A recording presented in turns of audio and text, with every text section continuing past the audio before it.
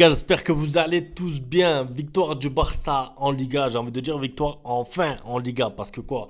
Ça fait quelques semaines que le Barça n'avait plus battu une équipe de Liga. C'était un match crucial. Moi, je l'avais dit dans l'avant-match, ça allait être un match difficile, mais il fallait le gagner coûte que coûte. Peu importe la manière, en souffrant peut-être, mais il fallait à tout prix les 3 points.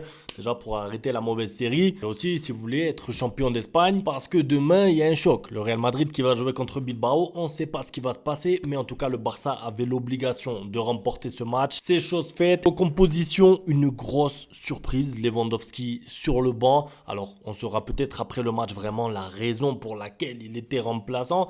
Maintenant, il y a plusieurs théories. Une, il n'était pas bon en ce moment, il faut le dire. Et du coup, la méritocratie, il est sur le banc. Maintenant, si on applique la méritocratie, pourquoi Ferran Torres est titulaire? C'est un autre débat. Il n'y a pas non plus beaucoup de joueurs pour mettre à la place de Lewandowski. L'autre possibilité, c'est tout simplement que Lewandowski n'était pas à 100%. Peut-être qu'il avait une gêne ou peut-être qu'il n'est pas capable d'enchaîner tous les 3, tous les 4 jours. C'est normal à son âge. En tout cas, le Barça tourne bien avec ou sans Lewandowski. Mais je dirais que c'est pas grâce à Ferran Torres. Ça veut dire que Ferran Torres ouvre le score. J'avais un petit débat là, rapide sur Twitter avant le match avec Stan des Outsiders. Tocard, etc. Vous connaissez Ferran Torres. Mais je ne sais pas pourquoi moi je pressentais qu'il pouvait être décisif aujourd'hui. Mais je savais presque au fond de moi qu'il allait être décisif en étant moyen, voire en étant nul. Parce que ne mentons pas, le match de Ferran Torres est raté. D'accord, il est buteur, d'accord, il ouvre le score. Mais combien de situations il a eu pour ensuite qu'il y ait 2-0, c'est-à-dire pour...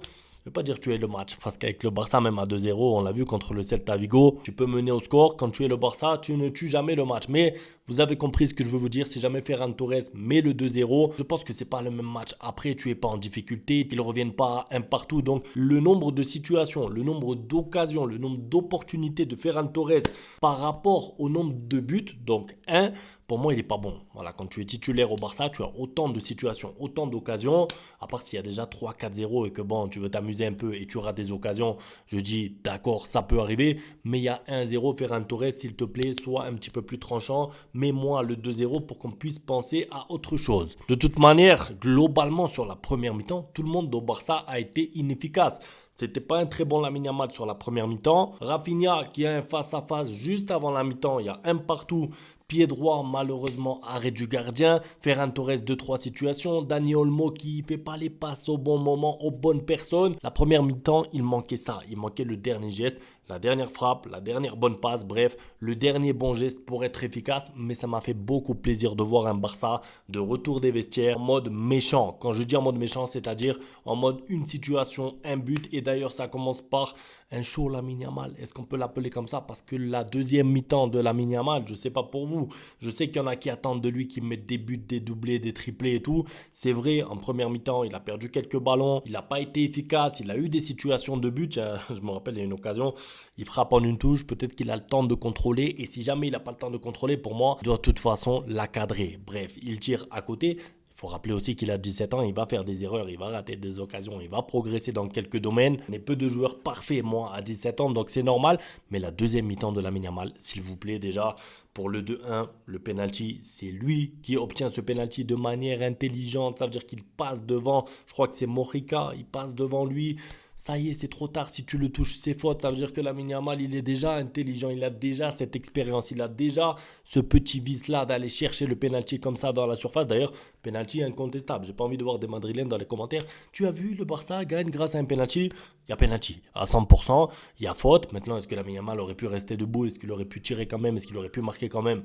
Peut-être, mais il y a faute. Il est intelligent. Il obtient le penalty. Et c'est pas tout. Parce qu'ensuite, le 3-1, c'est une passe extérieure du pied incroyable. Lamine Yamal, franchement. Je veux dire, il a vu avant tout le monde. Même moi, devant ma télé, j'avais pas vu. J'avais pas vu l'appel de balle comme ça de Rafinha. L'appel de balle est parfait de Rafinha, mais la passe extérieure, s'il vous plaît, c'est la spéciale Lamine Yamal. Moi, je sais qu'il y en a des joueurs qui font des extérieurs du pied, mais aussi souvent, aussi fréquemment, avec autant d'efficacité dans le dernier geste, c'est-à-dire pouvoir être passeur décisif comme ça, 3-4 fois déjà depuis le début de la saison, juste avec son extérieur du pied, c'est fort. Et en plus de ça, on peut aussi parler du but suivant, c'est le but de De Jong, parce que Lamine Yamal est au début aussi, avec un extérieur encore. fort. Ça veut dire que extérieur du pied, Lamine Yamal.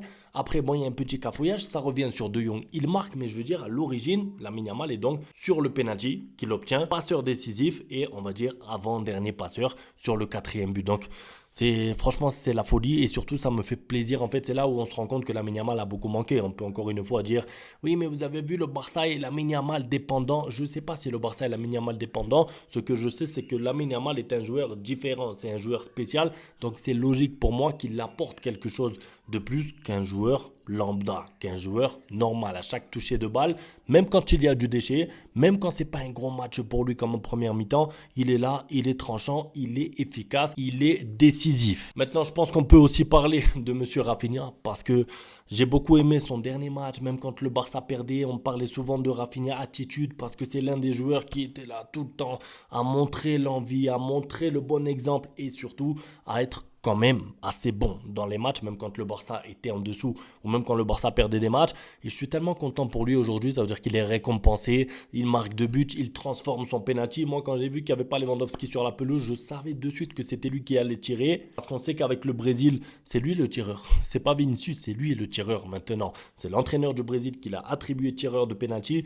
Et c'est pas pour rien, c'est parce que vraiment, il les tire bien. Alors, je sais, quand on tire bien un penalty, c'est qu'on a marqué. On connaît ce dicton, mais la vérité, c'est qu'il est bien tiré. Ça veut dire que même si le gardien anticipe le côté, il est tellement fort, il est tellement bien placé et fort que tu ne peux pas l'arrêter et surtout les efforts qu'il fait, les replis défensifs, il tire un coup franc malheureusement cadré, arrêté par le gardien. Doublé, je veux dire, c'est mon homme du match. Pour moi, c'est l'homme du match. Rafinha, après, comme d'habitude, ce sera peut-être Lamine Yamal. En fait, entre Rafinha et Lamine Yamal, ils ont tous les deux apporté différemment. Ils ont tous les deux été décisifs à leur manière. On va dire ça comme ça. Ça m'a fait plaisir aussi de voir De Jong marquer. Je ne mens pas parce qu'il est chahuté. En ce moment, il est sifflé par le public. Il est critiqué par la presse catalane. Il y a des rumeurs pour son départ. On ne sait pas trop ce que va devenir l'avenir de Jong. On ne sait pas s'il sera titulaire, etc. Parce que Casado et Pedri et Olmo, on le sait, ça tourne trop bien. Mais j'avais envie quand même que De Jong marque, qu'il soit heureux et surtout qu'il puisse s'épanouir de nouveau. Parce que la saison va être longue et peut-être que maintenant on est là, on dit bon, il n'y a pas besoin de Jong parce qu'il y a Casado et tout, mais on ne sait pas. Quand il y aura une suspension encore, un possible carton rouge de Casado. Bref, on ne sait pas, il y aura beaucoup de matchs et avoir un De Jong au top niveau, c'est primordial pour la suite de la saison. J'ai d'ailleurs beaucoup, parce que là je parle de Jong, mais j'ai beaucoup aimé les rentrants. Pau Victor, les efforts qu'il fait. Je vous avais dit, moi, il y a quelques semaines, Pau Victor a un rôle à jouer dans ce Barça, j'en suis convaincu parce que il est puissant quand même. Ça veut dire qu'il fait des appels de balles, il court, il se dépense. Et balle au pied, il n'est pas mauvais. Ça veut dire que des fois, on parle des contrôles ratés de Lewandowski, des passes ratées de Lewandowski. Pour moi, techniquement parlant, dans cet aspect du jeu-là, Pau Victor est plus emmené à combiner, que ce soit avec Rafinha, avec Lamine Yamal, ou peu importe avec qui, que Lewandowski. Donc moi, les rentrants, là, les De Jong, les Pau Victor, ça m'a fait plaisir de les voir rentrer comme ça, être décisifs, marquer, prendre part à la fête, si on peut dire ça comme ça. Maintenant, est-ce qu'on a retrouvé le flickball, le anti-flickball? Je sais pas, mais en tout cas, j'ai retrouvé un Barça qui avait envie de faire mal. Ça veut dire que quand il y avait 3-1, 4-1, le Barça continuait d'attaquer. Ils sont allés chercher le 5-1. Lamine Yamal qui est en face à face, tout seul pour le 6-1. C'est dommage, je pense qu'il veut faire un geste un peu, vous savez, à la Messi, il a les petits piquets tranquilles. Je pense que sinon, il peut faire un petit placé. Il pouvait la placer sur un côté.